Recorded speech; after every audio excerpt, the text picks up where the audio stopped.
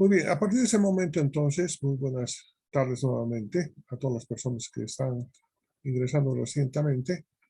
Vamos a ingresar a un estudio un poco más sistemático a todo ese acontecimiento, esos fenómenos, a esas fases que les hablé por las que pasó la administración y que necesitan, ¿sí? Tener un sistema de toma de decisiones. Entonces, este sistema de toma de decisiones para optimizar, obtener mejores resultados, predecir, etcétera, se fundamentan justamente en la investigación operativa. Entonces, es un área que en las empresas, en las corporaciones, deben tomar en cuenta para poder mejorar sus resultados operativos anuales.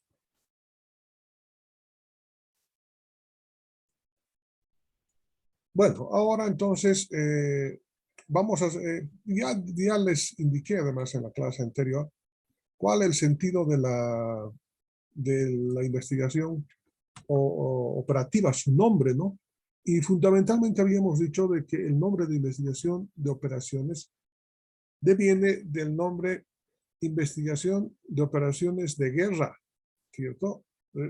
De investigación operativa, investigación de operaciones, deviene justamente de las investigaciones, ¿sí?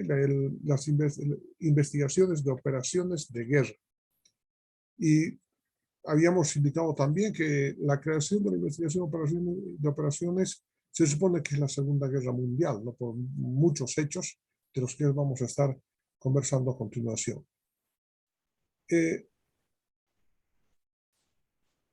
Iniciamos a conocer este desarrollo a través del tiempo. Este es un antiguo texto que lo había preparado. Fíjense, esto en este texto que les estoy pidiendo que si adquirieron ya, vale 20 pesitos, que les he mostrado en la fotografía. Sí, aquí desafortunadamente no está la parte de esta introducción histórica y vale la pena, van a ver cómo vamos a entrar a través de la comprensión de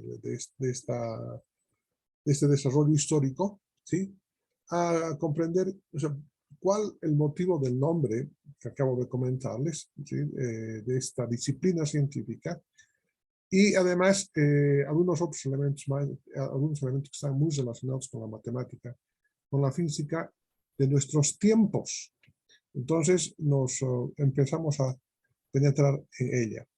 Me hubiese gustado amenizar, pero desafortunadamente, por algunas circunstancias muy especiales, no he podido agregar algunas figuras, pero vamos a reemplazar ya con la dinámica de la clase.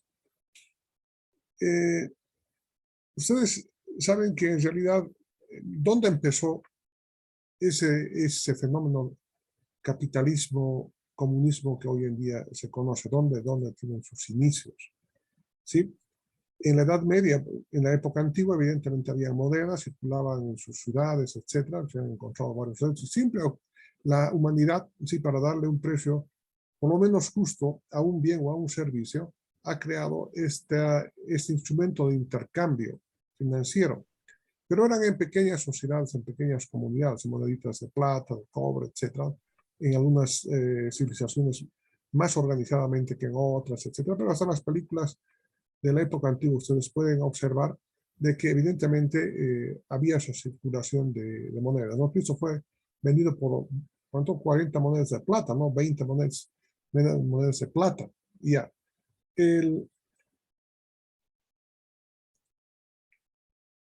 Y así ocurre, ¿sí? Mucho más aún durante la Edad Media que se aísla el mundo, ¿no? Se convierten así en feudos, los señores feudales, etc. Luego está el mundo desconectado. Y el intercambio normalmente es intercambio de bienes, ¿no? ¿Sí? Tú me das esto, yo te doy esto, es en ese tipo de intercambio. Cuando llegan los españoles a América, era el mismo sistema, ¿no? En áreas, en sus países, ahí intercambiaban con sus monedas. Y bueno, cuando llegan a América, ¿sí? Encuentran una ciudad muy interesante, ¿no? Con su montaña de plata, y la empiezan a explotar porque realmente en ese momento el Cerro de Potosí sigue siendo el mayor yacimiento del mundo en plata. Ya se puede imaginar, después de tanta explotación, va a seguir siendo, ¿sí? En el subsuelo, etc. Este hecho que les estoy comentando y la acuñación de monedas de plata, ¿sí? que, que se hicieron en grandes raudales, ¿no? 32 ingenios usando las 24 horas del día para procesar la plata que se mandaba a España. Y al entrar a España, entonces los españoles tenían una moneda de intercambio que estaba avalada por el mismo valor de la plata, del contenido. Con estas monedas, entonces, empezaron a intercambiar en Europa, ¿sí? Empezaron a intercambiar en Europa por bienes y empezó a utilizarse la moneda, ¿no? Esa moneda de plata, intercambio. Evidentemente, los españoles se volvieron ricos y se produjo un fenómeno, más o menos en 1700, un fenómeno muy interesante, que es el mercantilismo, ¿no? Entonces empieza ahí empieza a vender servicios y bienes por moneda, ¿no? Y empieza a generarse un cambio en el mundo.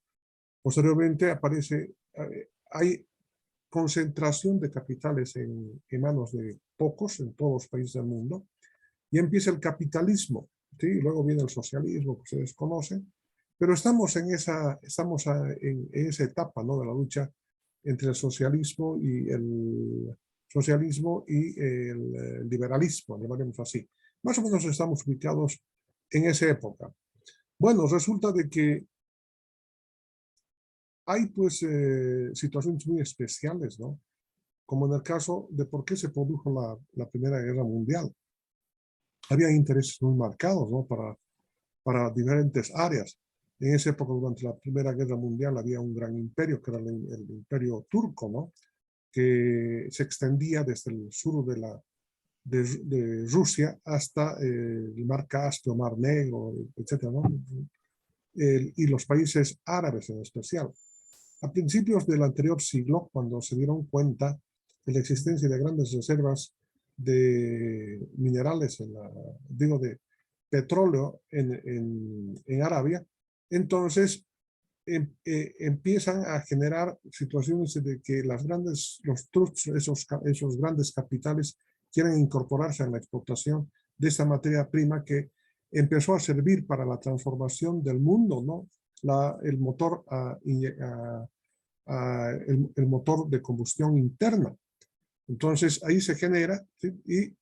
Y el mundo ya se había distribuido el mundo, ¿no? Los europeos habían distribuido el mundo, más bien que se fueron ya a América un siglo antes, pero en el resto seguían teniendo colonias, ¿no? Hasta ahora los españoles tienen 2 ciudades en el norte de África. Marruecos era su colonia. De los franceses tenían también su colonia en Argelia. Y los unos y los otros y los alemanes no se quedaban atrás en África, en Asia, etc. Y los franceses tenían un protectorado sobre Vietnam, imagínense. El mundo estaba dividido, pero era la expansión del capitalismo y tenían que apropiarse de las reservas, no solamente de petróleo, sino en Bolivia también se han apoderado de alguna manera de las reservas minerales, ¿no? Bueno, y explota la guerra, Alemania queda sin colonias, varios países se dividen en el mundo, se divide Turquía, que había estado a favor, el imperio turco que estuvo a favor del Kaiser, y se fracciona, ¿sí? Se fracciona el imperio turco y se crean las actuales repúblicas árabes, ¿no? Qatar, Kuwait, etcétera, etcétera, y esas naciones que van apareciendo en ese contexto. Bueno, y ocurre la Segunda Guerra Mundial, y la Segunda Guerra Mundial ya por la hegemonía económica del mundo. Ustedes dirán solamente qué tipos más locos, ¿no? Fíjense, ¿cuánto ha pasado desde la Segunda Guerra Mundial? Son 45, menos de 100 años, ¿no? 80 años. Y miren, al cabo del tiempo resulta que se empiezan a generar los mismos problemas con lo que está pasando en la guerra de Rusia con Ucrania. El líder ruso, o sea, quiere restablecer el poderío de la ex Unión Soviética. ¿Qué les parece? Entonces, no siempre en esa época habían Hitler ni Stalin, en toda época hay, en toda época hay.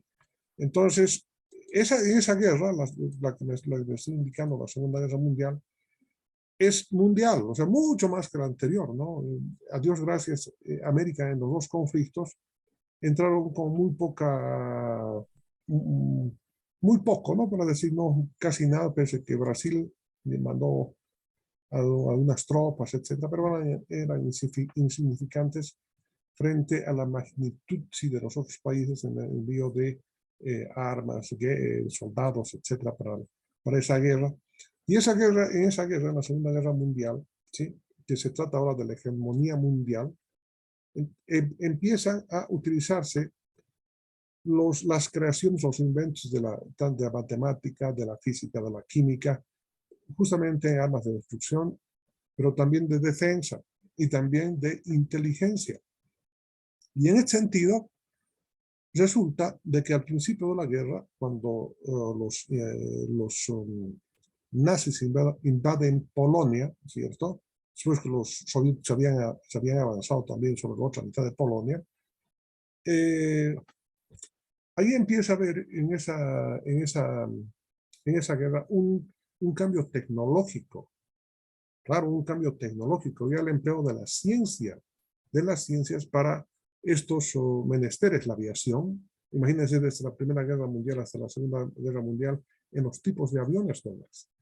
Entonces es mucho más estratégico ahí y empiezan a haber unos cambios muy interesantes, ¿no? O sea, tremendamente dolorosos para la humanidad, pero también a partir de estos esfuerzos es que empiezan a pensar los ingleses, en especial los británicos, digamos, de manera general, de cómo poder defenderse, ¿sí? De los submarinos alemanes, los famosos U-2, ¿no? Que hundían a las columnas de barcos, ¿no? Que iban ahí por el Océano Atlántico llevando alimentos, armamento, materias primas. No se olviden que en esa época, ¿cierto? Inglaterra era la mamá del mundo, era la señorial madre del mundo, ¿sí? Parte del Imperio Británico era la India, Pakistán, Bangladesh, ¿sí? Y así, como les indicaba, se habían repartido el mundo y ahora nuevamente estaban a punto de perder sus posesiones también. Y se empieza a emplear la técnica, la ciencia y la tecnología para estos efectos, en especial para nosotros de inteligencia. Es importante hablar en este momento de que hay un personaje muy interesante que es Alan Turing. Anoten, por favor, todos con sus lapiceritas vamos a empezar a anotar, ¿sí? Alan Turing. Alan, tal como se escucha. Alan Turing. Les voy a deletrear el apellido. T-U-R-I-N-G.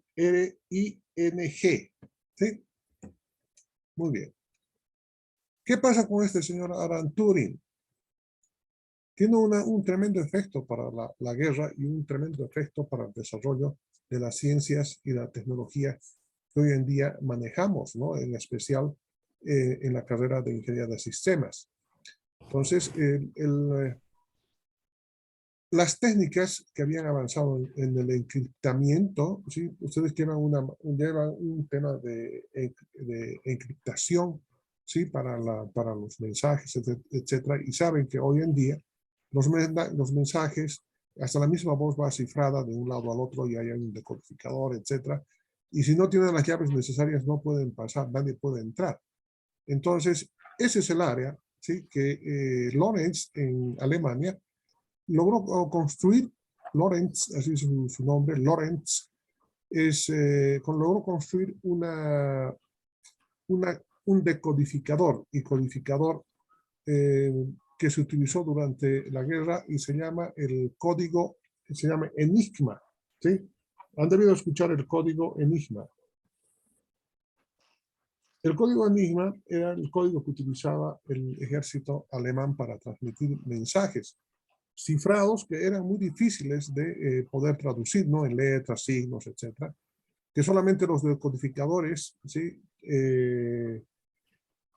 Podían leer, ¿sí? Y aquí, atención, por favor.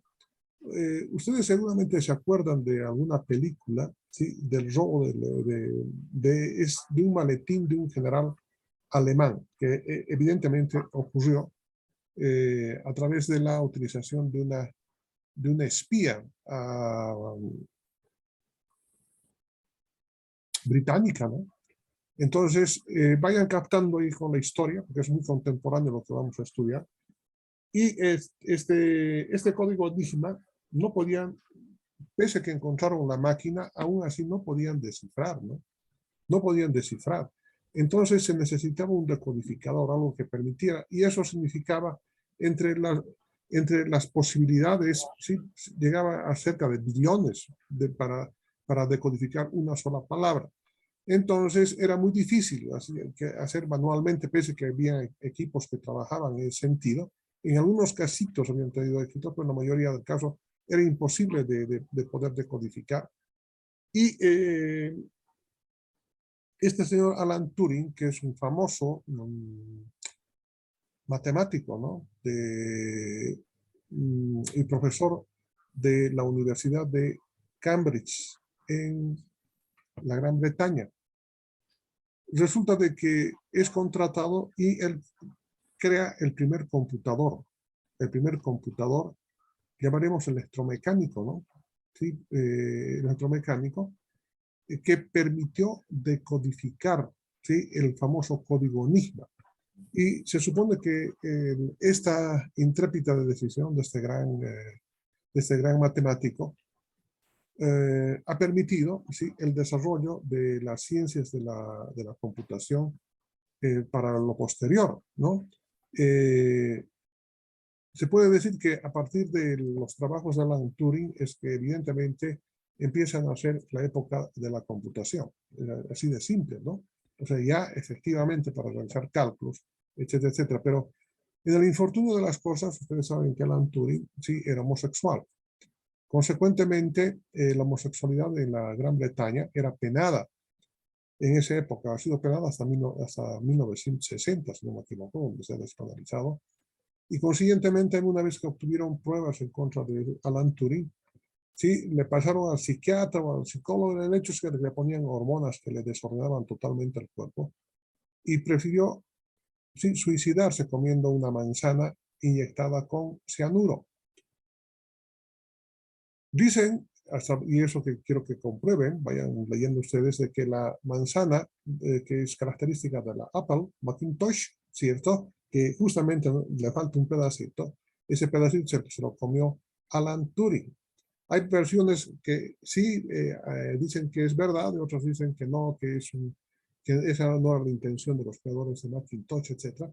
Pero por ahí van las referencias respecto a la vida de Alan Turing, y murió Alan Turing. Y se dice que si él nos hubiese continuado con el estudio en la ciencia de la computación, es muy probable que en materia de computación estuviéramos más o menos unos 30 años más adelante.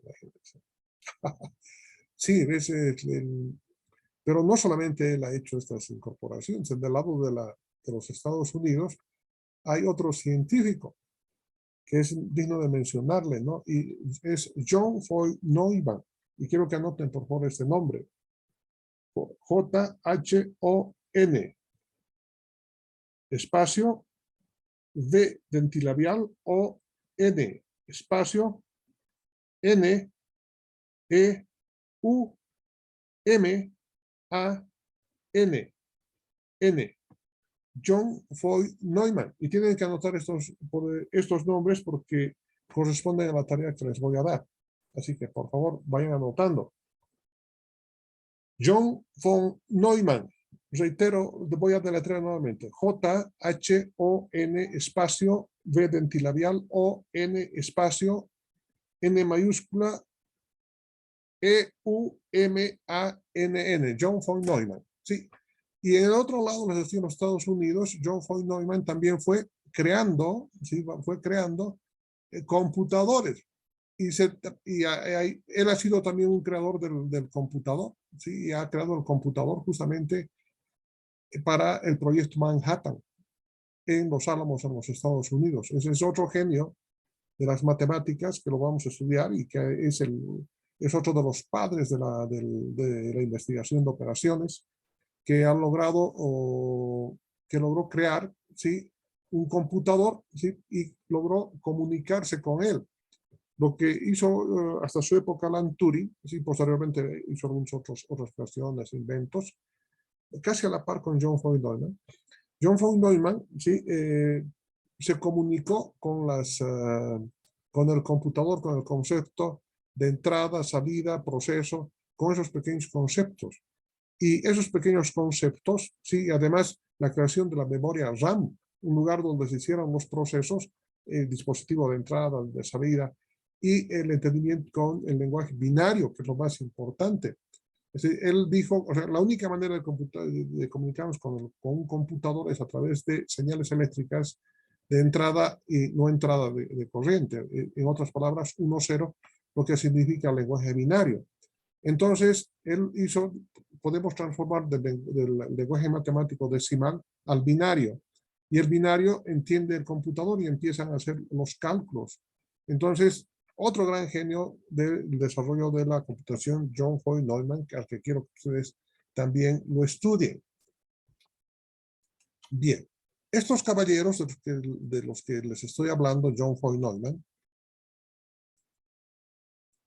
¿sí? Y Alan Turing, ¿sí? Permitieron el desarrollo del computador y con la utilización del computador la posibilidad de resolver los problemas de investigación operativa que muchas veces en algunos casos o sea, requieren mucho trabajo, ¿cierto? En poder hacer las iteraciones. El otro día vimos, ¿se acuerdan?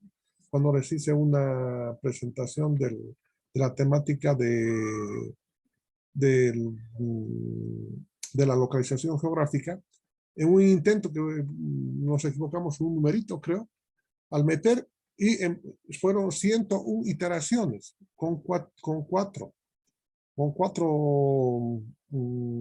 fuentes, ¿no? Con cuatro fuentes, ¿sí? O facilidades centrales, ciento y tantas iteraciones. Imagínense con unas 20, ¿sí? 20 fuentes.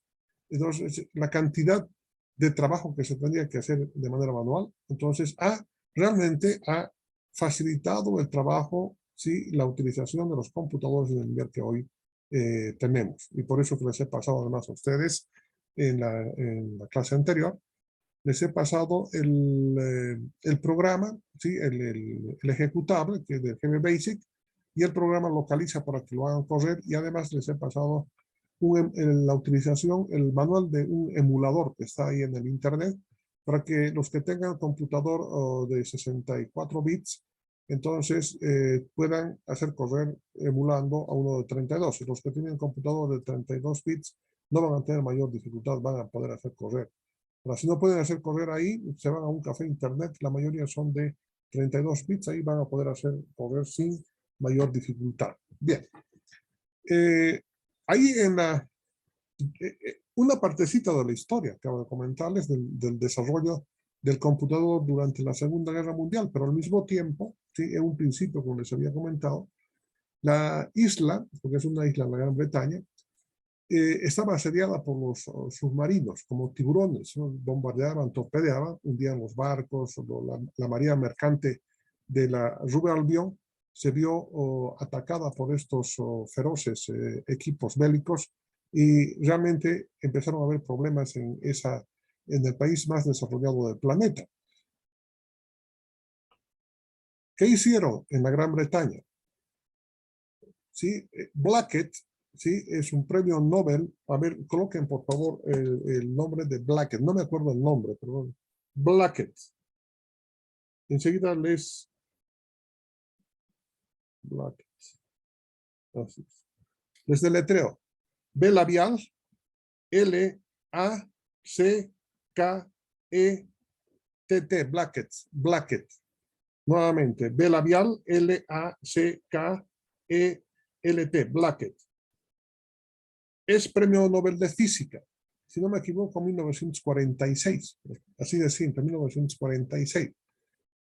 Este científico, si no me equivoco, es físico, Blackett, sí, es físico, es un físico inglés que dirigió, ¿sí?, por solicitud del imperio, un grupo de investigadores de operaciones de guerra, ¿sí? Ese nombre secreto que se le da es el Circo de Blackett, así se denominó, y donde trabajaron científicos, ¿sí?, de diferentes especialidades, matemáticos, físicos, químicos, estadísticos, economistas, etcétera, para discutir, ¿sí?, algunos temas referentes a las operaciones de guerra y entre ellas cómo poder hacer más eficiente el uso de las cargas submarinas para destrozar los submarinos y las cargas antiaéreas para derribar una mayor cantidad de aviones posible. Cuando emplearon estas técnicas, sí, que generó la investigación de operaciones de guerra, evidentemente, al cabo de un año habían logrado hundir, sí, más de 3/4 de los submarinos alemanes y habían logrado, sí, habían evitado, sí, la toma de la isla por parte del ejército nazi, ¿no?, que no pudo entrar a la isla bajo ningún motivo. O sea, le impidieron justamente la aviación, derrotaron a la aviación, hay una batalla de Inglaterra, si quieren un poco de referencia, y lograron, sí, lograron mayor eficiencia en la distribución de tropas, distribución de municiones desde diferentes ámbitos del imperio británico, ¿sí? Y además lograron, sí, resolver múltiples problemas. Los norteamericanos estadounidenses son amigos, sí, muy íntimos, son los hijos o primos hermanos, no es así, de los británicos, y copiaron esta forma de concebir y resolver problemas referente a las operaciones de guerra. Y se fundó en los Estados Unidos la RAND Corporation, que estuvo trabajando hasta 1970, si no me equivoco, sí, en California, resolviendo problemas de investigaciones de guerra. Muy bien. Ahora, cuando formalmente, sí, se dice que la investigación de operaciones se ha iniciado en 1947, y si tienen la bondad, por favor, de tomar nota de 1947, y el nombre de un famoso, sí, matemático, estadístico matemático, George Dantzig. Dantzig. Les voy a deletrear el nombre: G-E-O-R-G-E,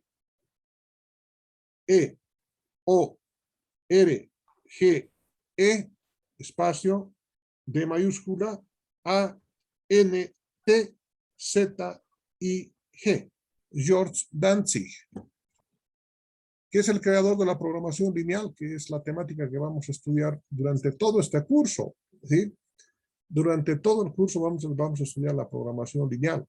Entonces es importante que hayan tomado el nombre de George Dantzig porque quiero que investiguen y tienen algunas anécdotas muy interesantes. Él en 1947 sí publica al campo académico las investigaciones que había estado realizando desde los Álamos, ¿sí? Llevaron a los físicos, matemáticos, estadísticos más connotados para desarrollar el proyecto Manhattan, ¿sí?, de la creación de la bomba atómica.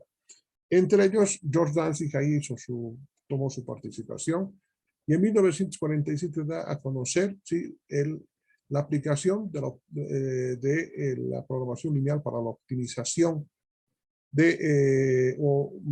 para la optimización de la mejor asignación.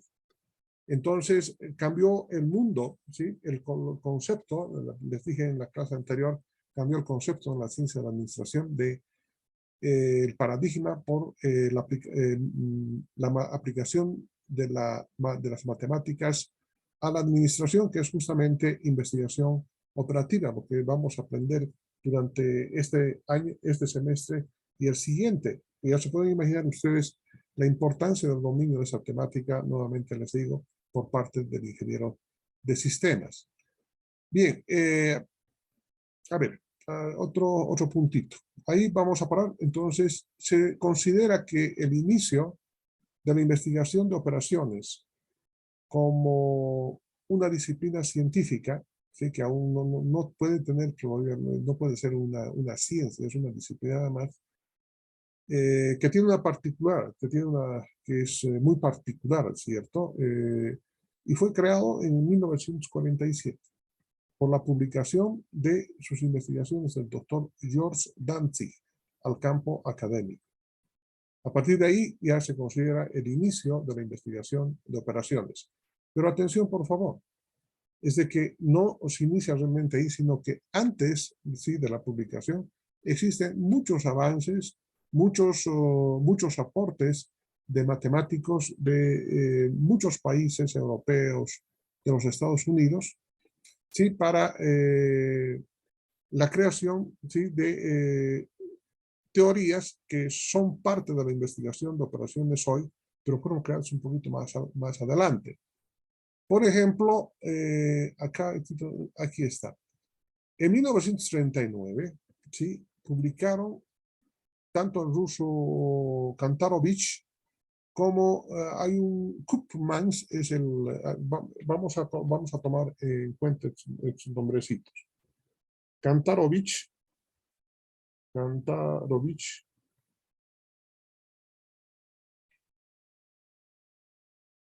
desde el letreo K-A-N-T-O-R-O-V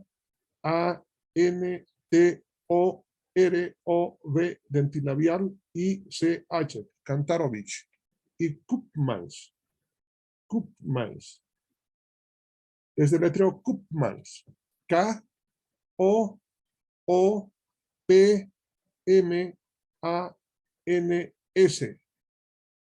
aunque dicen que debería pronunciarse Koopmans. Bueno, o sea, como fuere, ahí está. Estos dos señores, ¿sí?, en 1939, antes del inicio de la Segunda Guerra Mundial, dieron a conocer sus investigaciones sobre la asignación óptima en el caso del transporte, de manera que también los vamos a estudiar, ¿sí?